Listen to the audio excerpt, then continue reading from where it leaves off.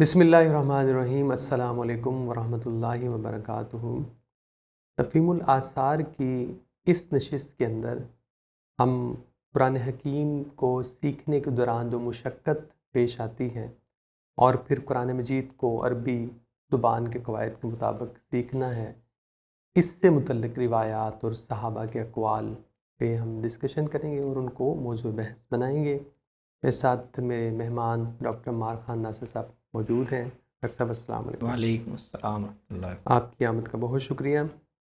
قرآن حکیم سیکھتے ہوئے جو مشقت ہے اس حوالے سے کچھ آثار ہم نے، اور پھر قرآن مجید کی عربی زبان ہے اس کے قواعد کے مطابق قرآن کو پڑھنا، تو یہ دو بنیادی موضوعات ہیں جس سے ریلیٹڈ ہم نے صحابہ کی روایات اور آثار منتخب کیے ہیں۔ پہلی جو روایت ہے وہ حضرت عائشہ رضی اللہ تعالیٰ عنہ سے ہے۔ وہ فرماتی ہیں کہ قال رسول اللہ صلی اللہ علیہ وسلم الذی یقرأ القرآن وهو ماہر به مع السفرة الکرام البررہ والذی یقرأه وهو یشتد علیہ له اجران۔ جی، یہ تو یہ نبی نبی صلی اللہ علیہ وسلم کی حدیث ہے، لیکن ظاہر ہے وہ اس موضوع سے متعلق ایک بنیادی رہنمائی فراہم کرتی ہے، تو بنیاد میں اس کو ہمارے سامنے ہونا چاہیے کہ رسول اللہ صلی اللہ علیہ وسلم نے قرآن کو سیکھنے اور پڑھنے میں نئے سیکھنے والوں کو کوئی اگر مشقت پیش آ سکتی ہے، کوئی مشکل پیش آ سکتی ہے، اس کے بارے میں کیا رہنمائی کی ہے۔ ظاہر صحابہ نے اسی کی روشنی میں پھر یہ ذمہ داری آگے انجام دی۔ تو بڑی اہم اور بنیادی بات یہ ہے کہ یہ تو ایک بڑی فضیلت ہے کہ کسی آدمی کو اللہ تعالیٰ نے یہ صلاحیت دی ہو کہ وہ قرآن کی تلاوت مہارت کے ساتھ کر سکے، یعنی اس کو یاد بھی ہو، بالکل عربی زبان کے قواعد اور اسالیب کے مطابق بغیر غلطی کے پڑھ سکتا ہو، روانی کے ساتھ پڑھ سکتا ہو، اور آگے ہم دیکھیں گے قرآن کو خوش الحانی کے ساتھ پڑھنا، اچھی آواز میں پڑھنا، اس کی اپنی ایک فضیلت ہے۔ لیکن ادارہ ساری صلاحیتیں ایک آدمی میں جمع ہونا یہ ضروری نہیں، بالکل ٹھیک ہے۔ تو جن میں یہ ساری صلاحیتیں جمع ہوں اور وہ قرآن کے ایک بہت اچھے مہارت اور روانی کے ساتھ پڑھنے کے قابل ہوں، ان کا تو اپنا مقام ہے۔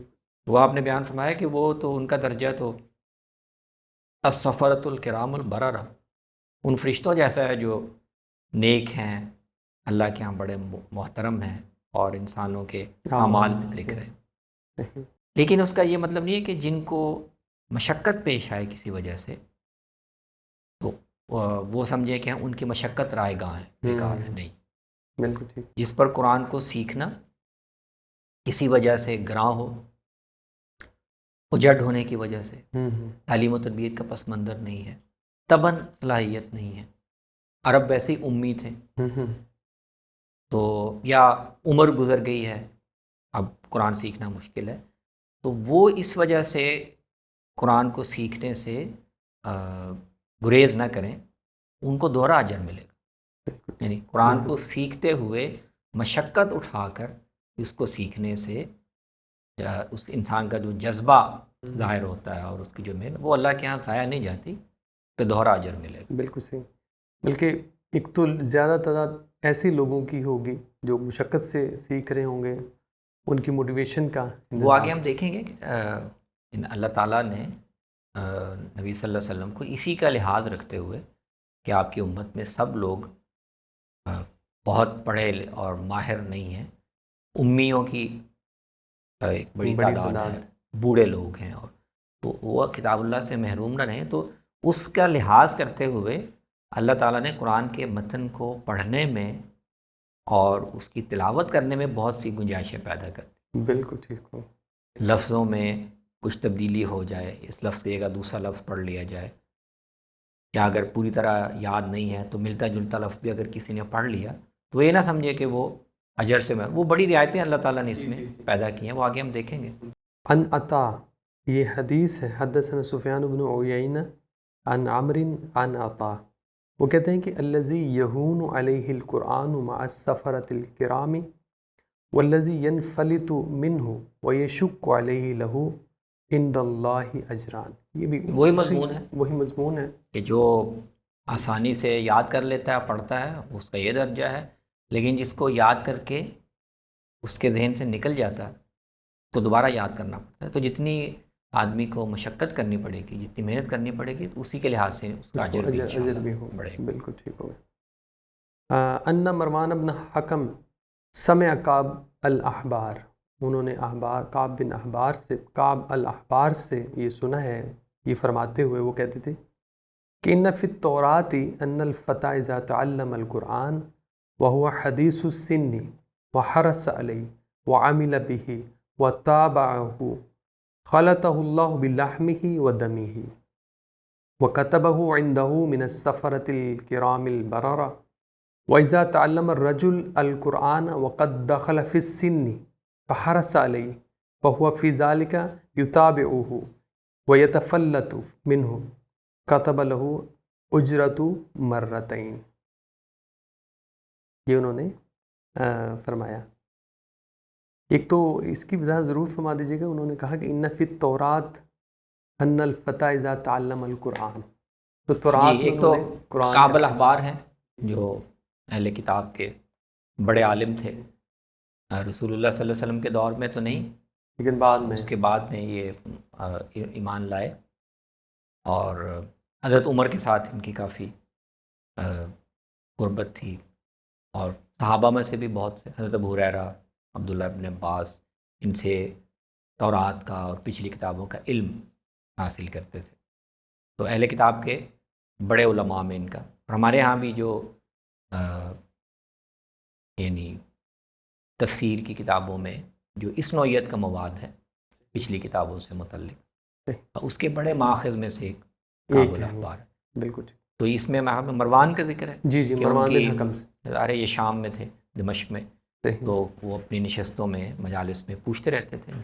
تو اس میں سے کسی نشست میں کعب الاحبار نے یہ مضمون بیان کیا کہ جو آدمی ان فی التوراۃ ان الفتى، تورات میں یہ ہے جی کہ ان الفتى اذا تعلم القرآن وهو حدیث السن، جی کہ اگر ایک نوجوان جو نوخیز ہے، نو عمر ہے، وہ قرآن سیکھتا ہے، اس پر محنت کرتا ہے، تابعہ، اس کو پرسو کرتا رہتا ہے، وحرص علیہ اور وعمل اس به، پر حرص اور شوق کے ساتھ محنت کرتا ہے، تو اس کو تو اللہ تعالیٰ اس طرح ماہر بنا دیتا ہے کہ جیسے قرآن اس کے خون میں اور اس کے گوشت کے اندر شامل ہو گیا، اس کے رگ و ریشے میں پیوست ہو گیا. اس کو تو اللہ تعالیٰ اس طرح ریوارڈ کرتے ہیں، اس طرح اس کو اجر دیتے ہیں. اور جو آدمی اس وقت قرآن کی طرف متوجہ ہوتا ہے، اس کو سیکھنے کی کوشش کرتا ہے، شوق ظاہر کرتا ہے، جب وہ تھوڑا عمر رسیدہ ہو گیا، دخل فی السن، عمر میں تھوڑا آگے بڑھ گیا ہے، لیکن اس کے باوجود وہ شوق ظاہر کرتا ہے، محنت کرتا ہے، پیچھے لگا رہتا ہے، چھوڑ نہیں دیتا، اور اس کو سیکھتے ہوئے بھی اس کو کچھ مشقت پیش آتی ہے، تو اس کی محنت بھی رائگاں نہیں ہے، اس کو اللہ تعالیٰ دوہرا اجر دیتے ہیں، 2 دفعہ اس کو اجر ملتا ہے. تو مضمون وہی ہے، مضمون وہی ہے. بالکل صحیح. البتہ یہ اہم سوال ہے کہ ایک تو وہ تورات کا حوالہ دے رہے ہیں، اور اس کے اندر قرآن، اور اس کے اندر کہہ رہے ہیں کہ قرآن جو سیکھے گا تو اس کا کیا مطلب ہے. اس میں ایک تو یہ ہمارے سامنے ہونا چاہیے کہ جو ہمارا جو ذخیرہ روایات ہے، خاص طور پر آثار میں، تو اس میں تورات کا لفظ بعض دفعہ، بلکہ کئی جگہوں پر، وہ کافی وسیع مفہوم میں آ جاتا ہے. یعنی تورات ایک تو اللہ کی کہ وہ کتاب ہے جو سیدنا موسیٰ علیہ السلام پر نازل ہوئی. اس کے علاوہ اس کے تحت، اس کے نیچے روایات کا ایک بڑا وسیع ذخیرہ ہے، جس کو ہم اہل کتاب کا مذہبی لٹریچر کہتے ہیں. ہمارے ایک دوسرا عنوان اس کے لیے اسرائیلیات کا بھی ہے. بالکل ٹھیک. تو تورات کا لفظ بعض دفعہ وسیع مفہوم میں اس کے لیے بھی آ جاتا. ضروری نہیں کہ وہ جو تورات جو حضرت موسیٰ پر نازل ہوئی اس کے اندر مذکور ہو، لیکن جو اہل کتاب کا دینی مواد ہے، مذہبی لٹریچر ہے، اس میں ظاہر ہے اس کے علاوہ بھی انبیاء سے منقول حضرت موسیٰ علیہ السلام سے منقول کئی چیزیں ہیں جو تورات کا حصہ نہیں ہے لیکن ان کی دینی روایت کا حصہ ہے. تو تورات ایک وسیع مفہوم میں بھی بالکل ٹھیک ہے. آ جاتا ہے. آپ کو یہ ملے گا ان آثار میں عام طور پر جس میں نبی صلی اللہ علیہ وسلم کی نشانیوں کا اور اوصاف کا ذکر ہے تورات کے حوالے سے. بالکل ٹھیک. تو اس میں بھی کچھ پیشین گوئیاں تو تورات میں ہیں لیکن بہت سی پیشین گوئیاں اور نشانیاں ہیں جو اہل کتاب کے روایت مذہبی لٹریچر میں ہیں تو تورات کے متن میں اس طرح نہیں ہے. تو ایک تو یہ. دوسرے قرآن کا لفظ جو ہے نا وہ بھی قرآن جس کو اللہ کی کتاب ہم اس وقت کہتے ہیں اس کے لیے بھی یہ عنوان اختیار کیا گیا اور اس کے لیے زیادہ معروف ہو گیا. لیکن قرآن اصل میں تو اللہ کی جو بھی کتاب اتاری گئی اور لوگوں کو پڑھنے کے لیے دی گئی وہ قرآن ہے. بالکل ٹھیک. تو جیسے ہمیں قرآن کے پڑھنے اور تلاوت کی اجر اور فضیلت بتائی گئی اس طرح تورات کی تلاوت اور اس کو پڑھنا یہ بنی اسرائیل کے لیے یہ مقرر کیا گیا. بالکل ٹھیک. بالکل ٹھیک. تو ان کے دینی لٹریچر میں اگر قرآن کا ذکر ہے یا تو اس سے مراد تورات. بالکل ٹھیک. اور ایک جگہ پہ قرآن مجید نے بھی یہ لفظ اسی مفہوم میں استعمال کیا. یہاں سورہ ہجر میں ذکر ہے نا یہود کا ذکر کرتے ہوئے کہ الذین جعلوا القرآن عضین. اچھا ان کے لیے قرآن انہوں نے قرآن کو پارا پارا کر دیا ٹکڑے کر دیے. تو وہاں قرآن سے آپ دیکھیں تفسیری لٹریچر میں وہاں قرآن سے تورات ہی مراد ہے. بالکل. تو مطلب اجر کا ضابطہ اللہ نے کی رکھا ہوا. بالکل. جب تورات دی گئی پڑھنے کے لیے تلاوت کے لیے تو اس کو بھی سیکھنے اور اس کو پڑھنے میں اجر کا ضابطہ وہی تھا. بالکل ٹھیک. اور کتاب اللہ قرآن مجید کی شکل میں ہمیں دی گئی ہے تو اس کی تلاوت اور قرات کا ضابطہ بھی وہی. بالکل صحیح. حضرت ابو ہریرہ سے روایت ہے وہ کہتے ہیں کہ قال رسول اللہ صلی اللہ علیہ وسلم اعرب القرآن والتمسوا غرائبہ. یہ ہم نے پہلے ڈسکس بھی کیا غرائب کے. جی. تو اعرب القرآن. اب یہ اس اثر میں بھی اور اس مضمون کے اور احادیث بھی اور آثار بھی اس میں اب وہ پہلو ہے کہ قرآن کو سیکھنے میں مشقت پیش آنا وہ تو ہے اس کا اجر بھی ملے گا لیکن یہ رعایت اس میں نہیں ہے یا یہ اس کی چھوٹ نہیں ہے کہ قرآن کو جیسے تیسے غلط سلط سیکھ لیں اور پڑھیں. بالکل ٹھیک. بالکل ٹھیک. صحیح. تو قرآن کو عربی کے قواعد کے مطابق یعنی اس طرح پڑھنا کہ جیسے عربی میں قواعد کے لحاظ سے اعراب کے لحاظ سے پڑھا جاتا ہے اور اس میں مفہوم میں کوئی غلطی واقع نہ ہو. یہ اہم ہے. بالکل ٹھیک. بالکل صحیح. تو لفظ پڑھنے میں مشقت ہے اس کی رعایت ہے وہ اس کا اجر ملے گا.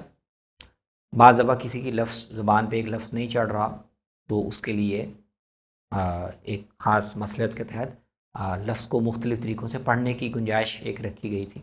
بالکل. اس سے فائدہ اٹھا سکتے. لیکن یہ اس کا مطلب نہیں ہے کہ عربی کے کلام عربی کو جیسے قواعد کے مطابق پڑھا جاتا ہے جس کا اثر پڑتا ہے اس کے مفہوم اور معنی پر اس میں چھوٹ نہیں. قرآن کو صحیح پڑھنا یہ مطلوب ہے. تو آگے ہم دیکھیں گے کہ وہ اسی کو صحابہ بھی بیان کر رہے ہیں نبی صلی اللہ علیہ وسلم بھی کہ قرآن کو عربی زبان کے قواعد کے مطابق پڑھو. بالکل صحیح. غلط سلط جیسا تیسا پڑھنا یہ رعایت نہیں ہے. بالکل ٹھیک. اور اس کے غرائب تلاش کرو. غرائب کا مطلب یہ ہے کہ قرآن مجید میں عمومی مضامین بھی ہیں لیکن بعض خاص آیتیں جن میں جو یونیک ہیں جن میں کوئی مضمون بہت ہی منفرد انداز سے بیان ہوا یا بعض مضامین بیان ہی کسی ایک آدھ جگہ پہ ہوئے ایسے. تو قرآن کے ان غرائب کی بھی تلاش کرو. نظر رکھو کہ اللہ تعالیٰ نے کہاں کون سی بات الگ طریقے سے بیان کی ہے. اسی لیے کئی آیتوں کا ذکر اس طرح ملتا ہے کہ وہ فلاں آیت الکرسی ہے. جی. تو قرآن میں ایک الگ مقام اور حیثیت. بالکل ایسے.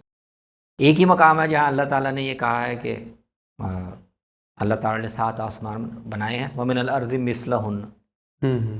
اب یہ قرآن میں مضمون کے لحاظ سے ایک غریب آیت ہے. بالکل ایسے ہی.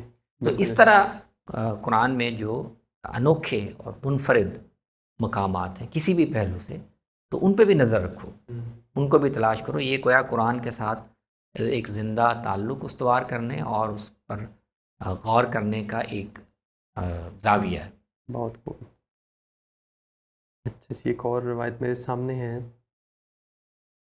یہ عمر بن دینار ہیں. وہ کہتے ہیں کہ حضرت عمر نے حضرت ابو موسیٰ اشعری کو یہ لکھا کہ اما بعد فتفقہوا فی السنہ وتفقہوا فی العربیہ وأعربوا القرآن فإنه عربی وتمعددوا فإنکم معدیون. فإنکم معدیون. معدیون یہ اہم اثر ہے اور اس میں کئی پہلو ہیں. بنیادی طور پر ابو موسیٰ اشعری رضی اللہ عنہ کو لکھ رہے ہیں سیدنا عمر، جو شروع میں کوفہ میں اور پھر غالباً کسی اور سرحدی ایران کے بعض سرحدی علاقوں میں بھی مامور تھے، اور سیدنا عمر پھر ان کو اہم امور میں ہدایات بھیجا کرتے تھے. بڑی اہم ہے ان کی ابو موسیٰ اشعری کے نام رضی اللہ عنہ. خاص طور پہ اجتہاد اور قیاس کے معاملے میں جو مشہور ہمارے ہاں ایک بڑا معروف اثر ہے، جس پر ابن القیم نے پوری کتاب لکھی ہے، اعلام الموقعین، وہ اسی اثر کی شرح ہے. اچھا کہ اجتہاد اور قیاس اور قضاء کے اصول کیا ہیں، بڑا اہم اثر ہے. بہت. وہ ابو موسیٰ اشعری کے نام ہی ہے رضی اللہ عنہ. اچھا بہت خوب. تو یہ ان میں سے ایک اثر ہے، اور اس میں دیکھیں وہ یہی کہہ رہے ہیں. پہلی بات کیا ہے؟ وہ کہتے ہیں کہ وَتَفَقَّهُوا فِي السُّنَّةِ، سنت میں تفقہ پیدا کرو. بالکل ٹھیک. یعنی ابو موسیٰ اشعری کو یہ کہہ رہے ہیں رضی اللہ عنہ کہ آپ جس علاقے میں ہیں وہاں پر لوگوں کو دین سکھانا ہے، دین کا عملی حصہ تو سارا سنت. بالکل ٹھیک. بالکل تو صحیح. اس سنت کو ایک تو اس کا اعمال کا ظاہری ڈھانچہ ہے، لیکن وہ سکھانے کے لیے اس کا ایک فہم اور ایک فقہ ہونی چاہیے آدمی کے پاس. بالکل ٹھیک. تو لوگوں کے اندر وہ بھی پیدا کرو. بالکل صحیح. دوسری کیا ہے کہ وَتَفَقَّهُوا فِي الْعَرَبِيِّ، اور عربی میں بھی تفقہ پیدا کرو. ظاہر اب اس کے مخاطب ابو موسیٰ اشعری نہیں ہیں، وہ تو خود عربی ہیں. جی ان کو تو ضرورت. ان کو اصل میں تو وہ پالیسی بتا رہے ہیں نا کہ اپنے علاقے میں آپ جب تعلیم کا اور اس کا اہتمام کریں تو لوگوں کو عربی زبان کا علم اور فہم پیدا کرنے پر بھی توجہ دیں. بالکل. جن لوگوں میں عربی کے علماء بھی ہوں. اور قرآن کو عارب القرآن فإنہ عربی، تو عربی سیکھو گے، اس کے قواعد لوگ جانتے ہوں گے، صحیح غلط کا فرق سمجھتے ہوں گے، تو قرآن کو بھی صحیح پڑھ سکتے. صحیح پڑھیں گے. قرآن تو عربی ہے. قرآن تو عربی میں ہے. بالکل صحیح. اور آخری بات وہ ان کا ایک اپنا ایک کنسرن ہے کہ اس اختلاط سے جو عرب تمدن ہے، جس میں ایک جفا کشی ہے، جس میں ایک تعیش والی زندگی کا پہلو نہیں ہے، تو عرب اس کو قائم رکھیں. تو وہ کہہ رہے ہیں کہ تم معد کی اولاد ہو، معد ابن عدنان کی. صحیح. اور عرب کا یہ جو تمدن ہے، کلچر ہے، جس میں سادہ زندگی ہے، تعیش نہیں ہے، جفا کشی ہے، اس کو اختیار کیے رکھو. تو یہ یاد رکھو کہ تم عرب جو معد ابن عدنان کی اولاد ہو. یہ ان متمدن قوموں کی طرح عیش و عشرت میں پڑ جاؤ گے تو تمہاری جو تمدن کی خصوصیات ہیں وہ پھر بہت خوب خراب ہو جائیں. صحیح. اور یہ آپ نے جو فرمایا کہ غالباً وہ ایران کی سرحد پہ ابو موسیٰ اشعری مختلف کوفہ میں بھی رہے، پھر یہ مختلف تستر کی فتح پر بھی یہ لشکر کے ساتھ تھے. تو چونکہ عالم تھے نا، بڑے عالم اور فقیہ تھے، قرآن کے بھی قاری تھے، تو ان کو پھر ذمہ داریاں ان کی لگائی خاص طور پہ جاتی. ان کی عجم کے لوگوں سے ان کا واسطہ رہا ہے. عجم کے لوگوں سے بھی واسطہ رہا ہوگا. چیزیں جو عربی پہ یہ توجہ دلا رہے ہیں اور وہ جو ماد کی طرف متوجہ کر رہے ہیں، تو اس سے مطلب ایسے لگتا ہے کہ جیسے ان کا کافی واسطہ پڑا ہے عجمیوں سے. ابو موسیٰ نہیں، اب تو کوفہ میں بھی عجم اور عرب کا اختلاط کافی زیادہ. اچھا. کوفہ سے آگے جتنے بھی محاذ تھے، جہاں بھی نئے علاقے فتح ہو رہے تھے، وہاں اختلاط ہی ہو رہا تھا. بالکل. تو اس پہلو سے انہیں ہدایات دینے کی ضرورت پیش آئی. بالکل صحیح. قرآن کی تعلیم میں بھی اس کا اہتمام کرو، اور اس اختلاط میں عربوں کے جو اپنے خصائص ہیں اس کو مس کر ان کو بھی پریزرو کرنے کی بالکل صحیح کوشش کرو.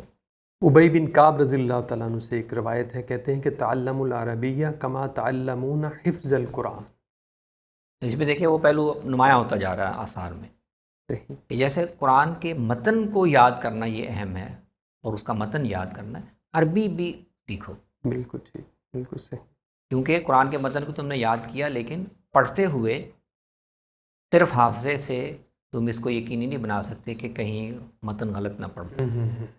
تو ساتھ اتنی عربی بھی سیکھو کہ تمہیں کوئی بڑی غلطی ایسی جس سے معنی مفہوم بالکل تبدیل ہو جائے، بدل جائے.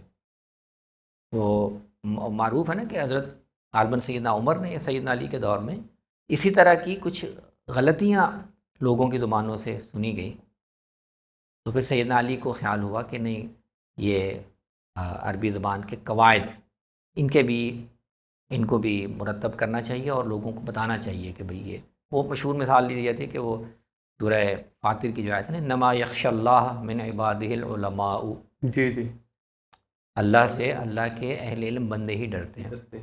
تو وہ کوئی عجمی تھا یا عرابی تھا، وہ یوں پڑھ رہا تھا انما یخشی اللہ من عبادہ العلماء، نعوذ باللہ، کہ اللہ تعالیٰ وہ بالکل مفہوم الٹ ہو، بالکل الٹ ہو گیا. تو اس طرح کی غلطیوں کے پیش نظر یہ تاکید بھی کرنی پڑی اور اسی سے پھر عربی زبان کے قواعد مرتب کرنے کے علم کی بھی بنیاد پڑی. بالکل ٹھیک، ضرورت پڑی.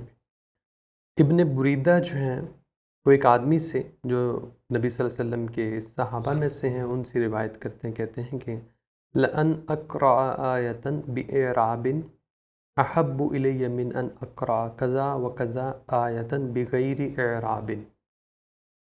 یہ وہی بات ہے کہ قرآن زیادہ پڑھنا اور جس میں اس کا لحاظ نہ ہو کہ صحیح اعراب کے ساتھ عربی کے قواعد کے مطابق پڑھا جا رہا ہے، یہ اہم نہیں ہے.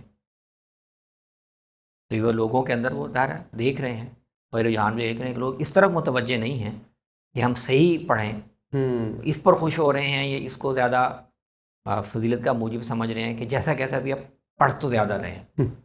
کہہ رہے ہیں کہ نہیں، ایک آیت صحیح قواعد کے مطابق عربی کے طریقے پر پڑھنا یہ مجھے زیادہ پسند ہے. قضا وقضا آیتن بغیر اعراب، اتنی اور اتنی اتنی آیتیں جو ہیں وہ میں بغیر اعراب کی، یعنی اعراب کی یا عربی قواعد کی صحت کا اہتمام کیے بغیر میں پڑھوں. یہ ہمارے ہاں بھی یہ ایشو ہے، قرآن مجید ختم کرنے کے لوگ، ہمارے ہاں ایشو مختلف ہے کیونکہ ہمارے ہاں اعراب کی غلطیاں یا عربی قواعد کی غلطیاں اس طرح اتنی نہیں ہوتی کیونکہ وہ اس کے اہتمام کے ساتھ ہی سکھایا جاتا ہے. ہمارے ہاں اور مسائل ہیں، یعنی اس میں مثلاً یہ ہے کہ اس کے فہم اور اس پر رک کر سمجھنا اس پہ کم غور ہے، اور اس طرح یہ ہے کہ اس کو ترتیل کے ساتھ رک رک کے پڑھنا کہ وہ الفاظ صحیح ادا ہوں، اس کو زیادہ ہے، خاص طور پہ رمضان میں جی اس پر توجہ جو اس کے آداب میں سے ہے وہ نہیں دی جاتی، اور یہ سمجھ آتا کہ جلدی جلدی پڑھ لیا. تو ہمارے اس طرح کے اور مسائل ہیں. لیکن جس ماحول میں یہ حضرات یہ بات کر رہے ہیں وہاں اصل میں مسئلہ یہ ہے کہ لوگ عربی زبان میں جو چیزیں غلط شمار ہوتی ہیں وہ قرآن میں پڑھتے ہوئے غلطیاں کر رہے ہیں. جی. ابن عمر رضی اللہ تعالیٰ عنہ سے روایت ہے انہو کان یضرب ولدہ علی اللحن.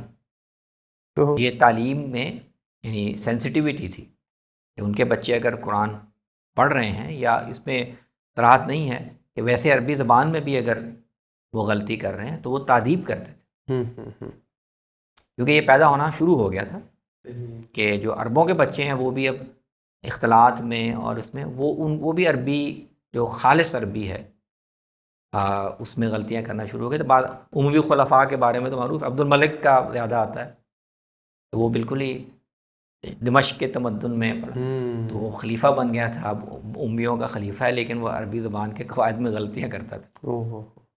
تو وہ یہ بتا رہے ہیں کہ ابن عمر اپنے بچوں کو اگر وہ بولتے ہوئے یا ہو سکتا ہے کہ قرآن پڑھتے ہوئے تو وہ باقاعدہ تعجیب کرتے تھے. مار کا مطلب یہ کچھ تھپڑ لگا دیا، کچھ کان کھینچ دیا، جتنی بچوں کی تعجیب ہو سکتی ہے تاکہ وہ متنبع ہوں کہ یہ غلطی دور کرنی ہے. بالکل صحیح، بالکل صحیح. ایک سلیمان بن یسار ہیں، وہ کہتے ہیں کہ حضرت عمر رضی اللہ تعالیٰ ایک قوم کے پاس سے گزرے اور وہ لوگ جو ہیں وہ قرآن پڑھا رہے تھے آپس میں ایک دوسرے کو. تو جب انہوں نے حضرت عمر کو دیکھا تو وہ خاموش ہو گئے. تو انہوں نے کہا کہ ما کنتم تراجعون، تو آپس میں کیا باتیں کر رہے تھے؟ تو قلنا ہم نے کہا کننا نقرئ بعضنا بعضا، ہم ایک دوسرے کو قرآن کی آیتیں سکھا رہے تھے. تو فقال انہوں نے کہا کہ اقرأو ولا تلحنوا. اس میں بھی وہ دیکھو تلقین یہی کر رہے ہیں کہ بڑا اچھا عمل ہے لیکن اس پر متنبع رہو. ضرور ایک دوسرے کو سکھاؤ لیکن غلطی نہ کرو. مطلب یہ ہے کہ غلطی نہ کرو کہ اس کا اہتمام کرو کہ کسی عالم سے سیکھو، اور یا اس کو کم سے کم سنا کے دیکھ لو کہ ہم غلط تو نہیں یاد کیا ہوا یا ہم غلط تو نہیں ایک دوسرے کو سکھا رہے، تو اس کا بھی اہتمام کرو. ایک اور روایت ہے، حضرت عمر فاروق رضی اللہ تعالیٰ عنہ فرماتے ہیں کہ تعلموا اللحن والفرائض فإنه من دینکم. جی اس میں وہ ایک تو یہی بات کہہ رہے ہیں کہ قرآن سیکھنے کے ساتھ ساتھ لحن بھی سیکھو. لحن کا مطلب یہ ہے کہ کس طرح پڑھنے سے کلام غلط ہو جاتا. مطلب یہ ہے کہ دوسرے الفاظ میں کہ قواعد بھی سیکھو. بالکل ٹھیک. جن چیزوں سے کلام صحیح اور غلط ہو جاتا ہے اس کو بھی سیکھو تاکہ ان سے بچ سکو. اور دوسری بات کہ فرائض یعنی حصوں کی تقسیم، یہ روزمرہ زندگی کی ضرورت ہے. ہاں تو فرائض کا جو علم ہے کہ کون آدمی فوت ہو جائے، اس کے کون سے رشتہ دار ہوں تو حصہ کیسے تقسیم ہو، کہ اس کا تعلق تو حقوق العباد سے ہے. بالکل تو ان کو بھی سیکھو. مطلب یہ ہے کہ تمہارے ماحول میں ایسے لوگ ہونے چاہیے جو لوگوں کو ان کے حصے شریعت کے بتائے ہوئے اصول کے مطابق تقسیم کرنے میں مدد دے سکے. بالکل صحیح. ابی جعفر رضی اللہ عنہ وہ روایت کرتے ہیں، کہتے ہیں کہ من فقہ الرجل عرفانہ اللحن. آدمی کے فقیہ اور عالم ہونے کا ایک یہ بھی معیار ہے کہ وہ زبان کی غلطیاں جانتا ہو، کو پتہ ہو کہ کس طرح پڑھنے سے غلط ہو جاتا ہے اور کس طرح پڑھنے سے صحیح ہوتا ہے. کچھ لوگ آئے حضرت سلمان کے پاس، انہوں نے کہا آپ ہمیں قرآن پڑھا دیجئے. تو انہوں نے کہا کہ قرآن تو عربی ہے اور تم کسی عربی آدمی سے جا کے پڑھو. تو وہ زید بن سوحان ایک ان کے پاس چلے گئے، اور فکان اذا اخطا اخذ علیہ سلمان فاذا اصاب قال ایم اللہ. جی حضرت سلمان حالانکہ خود بڑے صحابہ تھے لیکن پس منظر ان کا عجمی تھا. تو وہ دیکھیں اس کا ایک تو اس کا اہتمام آپ خود جانتے تھے قرآن صحیح ہے، بالکل، لیکن وہ تلقین یہ کرتے تھے کہ بھئی قرآن اگر سیکھنا ہے، اس کے الفاظ سیکھنے ہیں تو عربی کسی عربی سے سیکھو جو غلطی نہ کرے. تو سیکھنے کے لیے کسی دوسرے کی طرف بھیجتے تھے جو عربی ہو اور صحیح قواعد کے مطابق سکھا سکے. تو زید بن سوحان ایک معروف آدمی تھے. تو وہ کہتے جب وہ پڑھاتے ہوئے کہیں غلطی کرتے تو وہ کریکشن کرتے تھے کہ یہ اس طرح نہیں ہے. کیونکہ عالم تو وہ تھے، وہ بالکل خود نہیں پڑھاتے تھے لیکن کریکشن کرتے تھے، اور جہاں وہ صحیح پڑھتے تو پھر ان کو شاباش دیتے تھے. یعنی خود ان کی کمال احتیاط ہے، حالانکہ انہیں آتا ہے لیکن جی کمال احتیاط یہ کرنے کے لیے کسی عربی سے سیکھو تاکہ کوئی امکانی یا احتمالی غلطی بھی قرآن میں نہ ہو سکے. بہت خوبصورت نشست رہی. آج بھی قرآن حکیم کو سیکھنے میں جو مشقت ہے اس کا کیا اجر ہے، اس کی نوعیت کیا ہے، اور قرآن مجید کی جو زبان ہے عربی، اس کے قواعد اور قرآن کو قواعد کے مطابق صحیح عربی کے مطابق پڑھنے کی کتنی اہمیت ہے اور صحابہ کے ہاں کس قدر تاکید پائی جاتی ہے. اس سلسلے میں بڑی خوبصورت آثار ہمارے سامنے آئے. انشاءاللہ اہل علم کے لیے بڑی خوبصورت چیز ہوگی، لوگوں کے لیے جو قرآن کو پڑھنا اور سمجھنا چاہتے ہیں ان کے لیے ایک بڑی اچھی موٹیویشن چیز ہے. انشاءاللہ ایک اور نشست کے ساتھ پھر آپ سے ملاقات کریں گے. تب تک کے لیے اجازت دیجیے. اللہ حافظ. السلام علیکم.